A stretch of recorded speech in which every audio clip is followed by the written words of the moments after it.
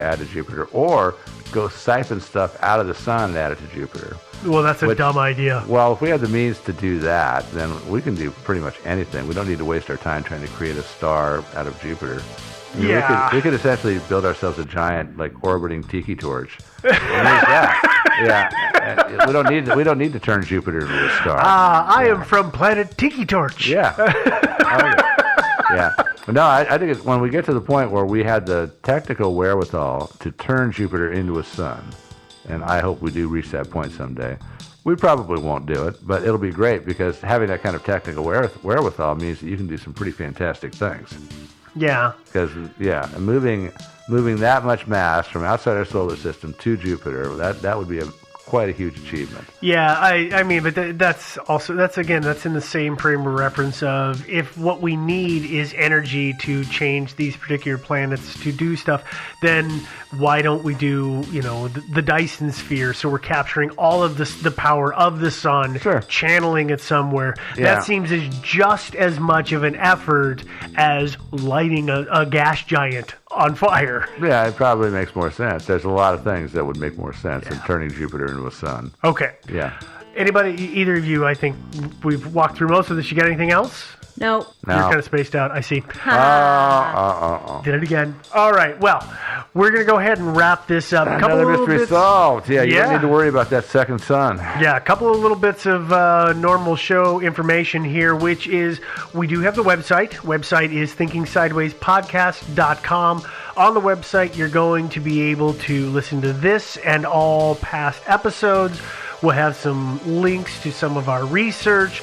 On the website, we've got the episode list, so that is a page that shows you all episodes that we've done in the past, so it's a little easier to comb through than some of the players. We also have merchandise available on the site, so we have shirts and mugs and all those kind of things. I know we just got a fresh batch of shirts in, and they're pretty cool. They're nice, sexy as hell. Yeah. Okay, so if you are listening to this, you are probably listening to this through a number of different apps. You could be listening on iTunes or the iTunes podcast app, which streams. So whether you're downloading or streaming, you do have the ability through Apple to rate and review. Please do so. We appreciate that. Helps other people find us. If you're on any of the other streaming apps, so Google Play or Stitcher or whatever it is, if you're able to rate and review through those, please do. I know there's a whole bunch of them out there, so it's hard to know. They're all a little different. We are available on social media, so we've got Twitter, so that is Thinkin' Sideways without the G in the middle. We have a Reddit account, so we've got I always screw Reddit subreddit. Thank you. It's the subreddit where there's episode discussions and recaps in there. And then we're also on Facebook with the Facebook page and the Facebook group. So like the page, join the group. Lots of really chill, cool people. We talk about episodes. We talk about a whole slew of stuff, but it's good times all the way around. Yeah, that's good though. Last but not least is you can get a hold of us by email. So if you send us an email at thinkingsidewayspodcast@gmail.com. So you got a question, you got an episode suggestion, you got anything else you want to chat with us, go ahead. You are Jupiter. Yeah, if you are Jupiter and you feel bad about us talking about your size, send us an email. We will respond to all emails. It does take us some time these days. We're always trying to keep up on them, but there's a lot of them coming in. You never know. Might be, but don't be shy about sending them. Don't not send an email because of that. We will reply. All right. Well, that is all that I have here. So I guess that we will just wrap this one up. All right. Toodaloo, everybody. Space. Balls. The frontier.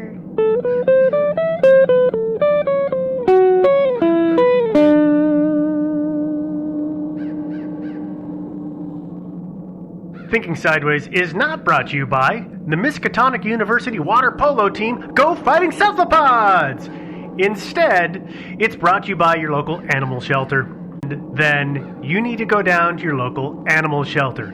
Lots of puppies and kittens and adult cats and dogs who are looking for homes. And already got enough critters? Well, then great. You can still help out by volunteering or donating to that local organization. So look up who it is that's around you and take the time to help out. Thinking Sideways. I don't get it. I brought the aliens. You must unlearn what you have learned. I don't know. Stories of things we simply don't know the answer to. Hey guys, welcome to another episode of Thinking Sideways, the podcast. I am Devin, joined as always by Joe. And Steve. Hi. This week we're going to talk about a mystery that I thought was an internet mystery at first, but it's not. It's actually like a puzzle mystery. Sort of an internet mystery in a Kind of an way. internet mystery. Starts out that way. It's a start out internet mystery. It was suggested by Jack and Simon, and maybe some other people. But I think it was just Jack and Simon. And it is called the Publius Enigma. Publius. Ooh. Publius. Publius. All right, you guys argue about that. By the way, enigma is pronounced enema. Oh. Yeah, okay. No. I don't think so. No. She is not silent. Yeah. And I'm just going to say that at the night of recording this, so 3 weeks ago when you guys are listening to this, I tweeted that this was one of the most grueling research processes that I had ever had. And everyone that doesn't mean was she works hard. so works hard. excited because I think everybody meant that, or thought that meant that it had just, been doing it for years and it'd been so deep and hard-hitting. Long But no, and drawn it was out. just really painful. So great. You guys ready to listen to my pain and suffering? Yeah, Okay. So this mystery is actually, it's kind of an internet mystery, but it's mostly a Pink Floyd mystery. So it's a music mystery. Kind of. Yeah, Pink Yeah. Floyd. Music Yeah. fan mystery. Yeah. So who was this guy, Pink Floyd? I'm sure our listeners want to know. No. Pink Floyd is a band, not a person. Yeah. And the mystery why we think it is kind of an internet mystery, why you keep going back and forth, is it actually originated on a Usenet forum. Back in the 90s. You guys remember Usenet? Vaguely. Yeah. The basic of basic internet boards. Yeah. You can still find this forum on Google because, as mentioned in the last episode that we talked about Usenet, you may or may not have listened to that episode, but Usenet kind of merged into Google Forums, excuse me. So most of them still exist in this world today. So when I see them on Google, then am I looking at stuff that's been sort of Migrated over. migrated over from? Yeah, Okay. and archived, exactly. But although you may have noticed that in some of those that I linked, the updates were as recent as a couple days ago. Mm-hmm. So it's not as though they're dead. Yeah, one of the ones that you linked to actually was updated just this morning. Yeah, exactly. So it's still ongoing. Mm-hmm. This whole mystery began with a cryptic message posted by a user identifying him or herself only as Publius, which I keep wanting to say Polybius, but it's not. That's a different mystery. It's a different mystery. This post was made to the unmoderated news group alt.music.pink-floyd. Publius proposed a riddle in connection with the 1994 Pink Floyd album, The Division Bell. Y'all didn't know that Pink Floyd released something in the 90s, did ya? Yeah, I said it did. Yeah, they did. It didn't end after The Wall? No. Oh. So the post basically promised that an answer to this puzzle, would lead to a reward. And to this day, which is 23 years later, it remains unclear if the quote-unquote enigma involves a genuinely solvable puzzle or it's part of an early kind of internet-based contest or a hoax or something else entirely. Or just not necessarily a hoax, but just not solvable. Yeah, totally. So this whole thing kind of, it was primed, I would say, by how Columbia Records promoted the Pink Floyd Division Bell tour in America. And that was in 1994, so the same year as the album released. So Columbia Records, who is the record label, flew a giant Zeppelin that they called the Division Bell. Mm-hmm. I love it. Bell. Yeah, little play on words With an there. E. With an E at the end, yeah. They flew the Division Bell, this Zeppelin, that was 194 feet long, which is 59 meters. I want one. They flew it between concert locations. So they would start in, where the last concert had happened and then fly it to the next city where the concert was. And they hit, 2 or 3 dozen cities Yeah, it was a in big this tour. country? It was a pretty sizable I tour. saw with the map of all of the concert locations across the world, and they they went everywhere on Yeah. that tour. Yeah, Yeah. absolutely. Well, hey, party. Yeah. Yeah, I guess. In conjunction with this, Columbia Records did release a electronic press kit, which are totally ubiquitous now, but in those times it was kind of Kind of like, newfangled whoa, thing. edgy. Yeah. And it included things like promo spots that had interviews with band members, footage of the airship in action, and a segment that included the following little snippet. Quote, "A spokesperson for Pink Floyd has issued the following statement. You have spotted the Pink Floyd airship. Do not be alarmed. Pink Floyd have sent their airship to North America to deliver a message. The Pink Floyd airship is headed towards a destination where all will be explained upon arrival. Pink Floyd will communicate." Unquote. What That- do it mean? That kind of made people think there might be something else going on with this tour or the album as a whole. So when Publius showed up on the Usenet forums, people were already a little inclined to believe that there was maybe something more going on here, just given that official statement from Columbia Records. Great. So everybody's anticipating an Easter egg. Of some essentially. sort, or, Yeah. even just additional press kit information, even just something little. Yeah. But what happens is Publius on June 11th, 1994, posts a message called The Message onto that forum, the alt.music.pinkfloyd, that says, Joe, can you read it? Sure. My friends, you have heard the message Pink Floyd has delivered, but have you listened? Perhaps I could be your guide, but I will not solve the enigma for you.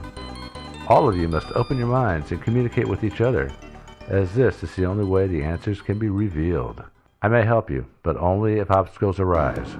Listen, read, think, communicate. If I don't promise you the answers, would you go? Publius.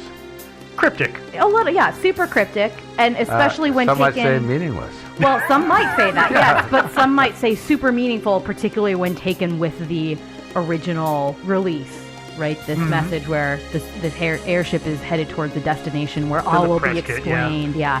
So that kind of spawned a lot of responses. People saying, like, okay, dude, like, what's going on here? Like, really? And so there was a clarification post, and I can read this one. Ah, So Joe doesn't have to read all of them. I know, really, it's hard. Yeah, I know. Reading is hard. It is. So it said, as some of you have suspected, the Division Bell is not like its predecessors. Although all great music is subject to multiple interpretations, in this case there is a central purpose and a designed solution. For the ingenious person or group of persons who recognize this, and where this information points to, a unique prize has been secreted. How and where? The Division Bell. Listen again, look again, as your thoughts will steer you, leading the blind while I stared out the steel in your eyes.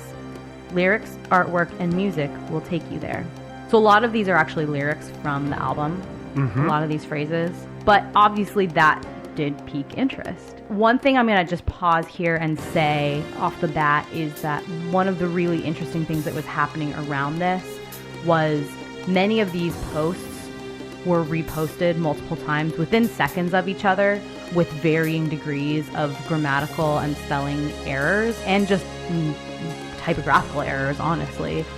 So you can look through all of the posts. I don't remember, to be honest, who have looked at so many different versions of these posts, if they're all still on the forum or if it's just people have the historic screenshots of what these looked like. I honestly can't remember. But either way, it's kind of interesting to see that a post was posted and then like 2 seconds later it was posted and none of the errors that occurred, in the first one were in the second one, and et cetera, and that happened multiple times. Yeah, Well, actually all of these posts. If you get them as images and you're able to kind of, flip through them one by one right after the next, you can actually see the text change and shift as those little bits And you can happen. see on the timestamp they're happening within seconds. Yeah, of they're each close. other. They're really close. And again, I don't have enough familiarity necessarily with Usenet to know if you could go back and delete posts if you were rereading your thing and went, oh crap, I misspelled that word, or I put a weird comma there or something. How to edit. Yeah, it had a weird format thing. I don't know if you could edit or even delete and repost, and I don't know how good the the system was at deleting posts in a timely fashion. Listen, or what. it is a giant pain, even in Facebook sometimes, to edit stuff or to get it to delete properly. Twitter, that. looking at you, Twitter. Yeah. Can't even edit. Yeah. Come So, on, man. Something that's 20 plus years ago on the internet, it doesn't shock me that it wasn't user friendly to Yeah. edit or get rid of. Totally, Yeah, I think totally. you're probably yeah. correct. So Yeah. that could be one explanation for all of these posts. And I'm going to go ahead and say we're going to read one more post, and then that's it, because there are a ton of posts. And if this... It gets to be Yawnsville. Yeah, well, already, you both are yawning already, which I'm really excited about. Wow. But Not hot in here or anything. I will say there are tons of really great. There are tons of analysis out there that go really, really in depth. And if this story is one that grabs you, I'm trying to make this a not 5-hour long episode. I will tell you, I watched a series of videos that was literally 7 hours worth of analysis by one person just talking into a mic.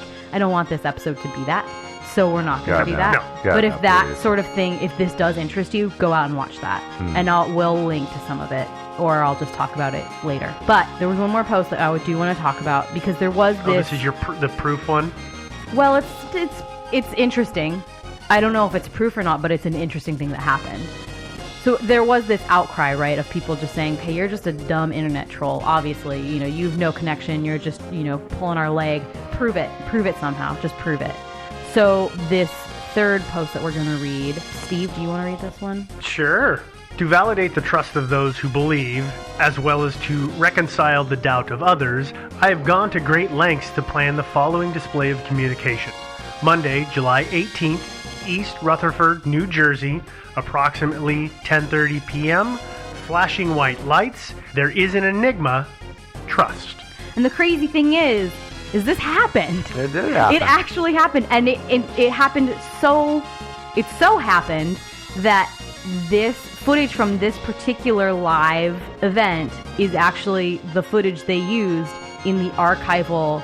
They always release a DVD of it was a live tour, blah, The blah, blah. 10-year This is mark part. or whatever, This yeah. particular one concert is in that. So you can even pause the DVD and see, oh my gosh, This that is actually Enigma. happened. Yeah. And so what happened is the setup of the stage. Thank you.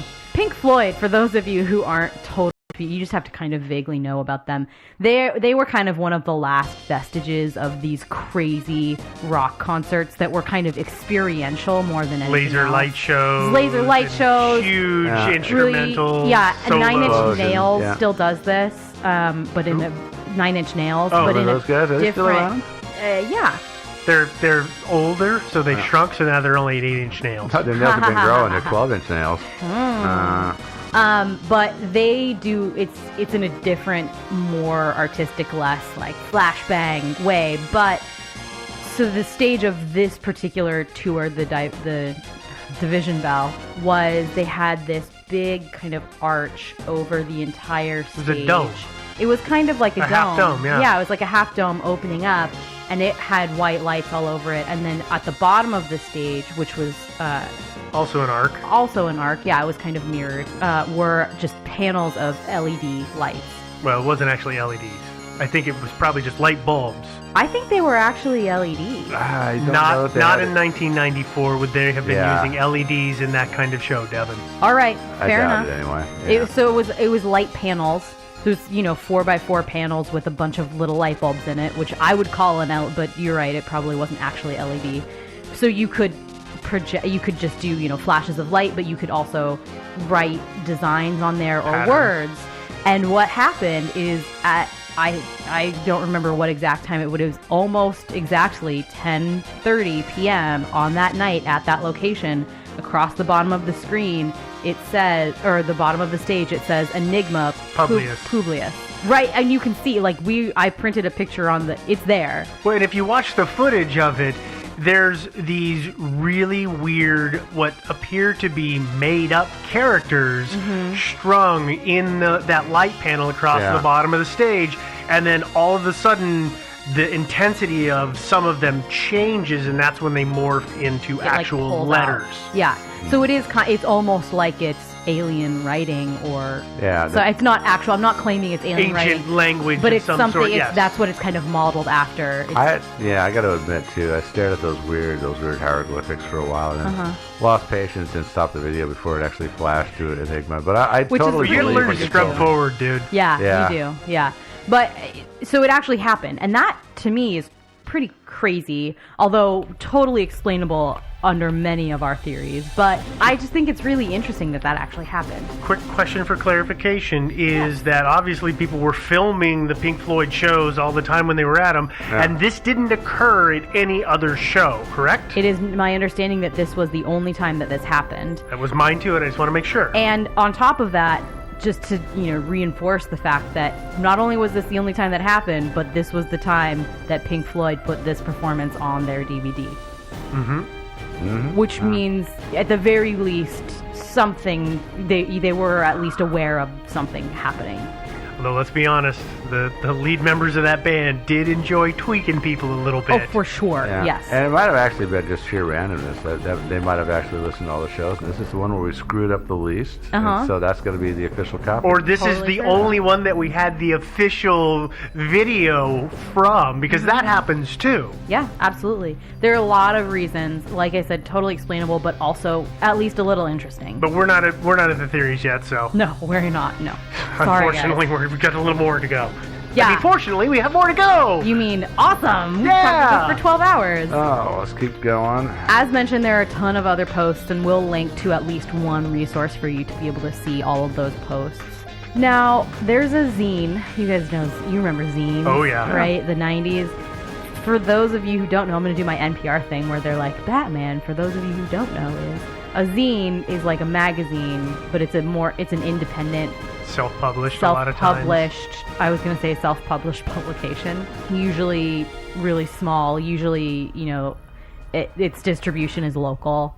I used to see them at Powell's a lot, and it would be the sort of thing where literally, they were printed off at home and stapled and put, the person who was creating them would come in and say, like, I got 12 more copies of this issue. And Powell's employees would be like, okay, just put them over there, it's fine. Yeah, the magazine rack. Yeah. By the old main entrance, yeah. Yeah, totally. And it's not, not to say that they were not of any value, but that is the kind of thing that they were. And this zine was called, maybe still is called, I found one publication that is still in, I guess, what you would call circulation.